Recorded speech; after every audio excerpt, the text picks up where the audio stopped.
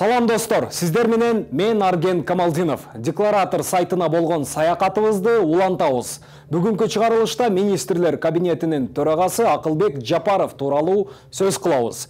2020 жылга тапшырган декларациясындагы маалыматка ылайык, бир жылдык жалпы кирешеси 97 миллион сомдон ашык болгон. Ачык булактарда Жапаровдун атына таандык эч бир компанияларды көрүүгө болбойт. Бирок ага түз байланышы бар деп журналист Актылек Капаров иликтөө жасаган эле. Декларациясындагы маалыматка ылайык, Акылбек Жапаровдун 77 чарчы метрлик батарея бар. Башка өзүнө таандык мүлктөрү жок экен. 5 контейнер жана 7 Mercedes үлгүсүндөгү автоунаалары туугандарыныкы.